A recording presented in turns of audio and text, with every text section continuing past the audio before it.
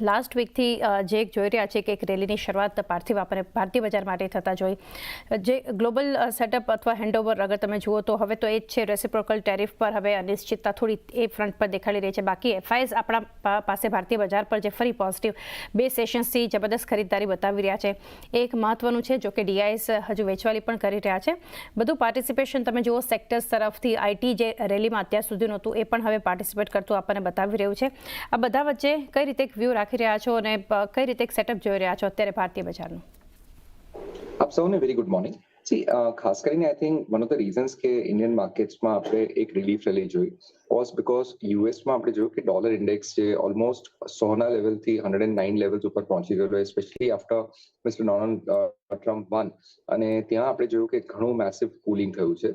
So dollar has cooled, which is I think always a positive sign for the emerging market inflows. અને plus યુએસમાં પણ yield જે almost 4.86% ઉપર પહોંચી ગયેલી 10 year treasury yield એ પણ ઘણી cool off થઈ છે. Generally, I think these are the two factors which lets the lot of inflows back into the emerging markets. એટલે ઇન્ડિયામાં નો ડાઉટ આઈ થિંક એવું નથી થયું કે એકદમથી ઇનફ્લોઝ મેસિવલી વધી ગયા છે, પણ પહેલા ગ્રેજ્યુઅલી ટેપર થયા ઇન ટર્મ્સ ઓફ ધ આઉટફ્લોઝ, અને હવે ધીમે ધીમે આઈ થિંક નાના પાયે પાછા ઇનફ્લોઝ આવી રહ્યા છે.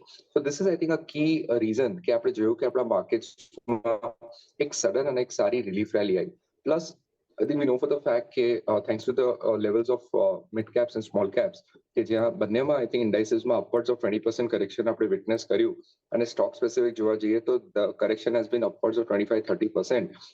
ઘણા બધા જે domestic institutional investors છે they are sitting on lot of cash, અને એ cash હવે definitely deploy થઈ રહી છે. હજુ પણ આપણે નેટ બેઝિસ ઉપર જોઈએ તો monthly I think domestic institutional ઇન્વેસ્ટર્સનો ઇન્ફ્લો છે. તો જેના લીધે આપણે જોઈ રહ્યા છે કે ઇવન મિડ કેપ સ્મોલ કેપ્સમાં પણ કાઇન્ડ ઓફ એક રિલીફ રેલી આવી. પણ it's too early to call a bottom very frankly, કારણ કે હવે I think markets will definitely see how the Q4 especially the March quarter pans out, અને ત્યારબાદ આઈ થિંક જોવાનું રહેશે કે કંપનીઝની કોમેન્ટ્રી ફોર FY26 કઈ રીતની રહેશે.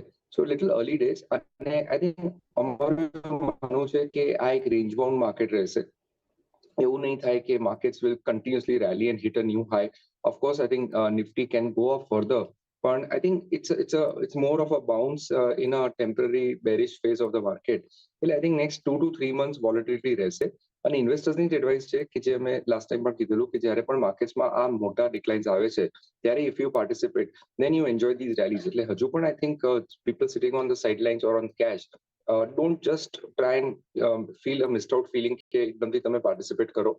One will get a chance where again markets correct, અને ત્યારે ફરીથી તમે ફંડ ડિપ્લોય કરી શકો છો on a longer term basis. Thank you.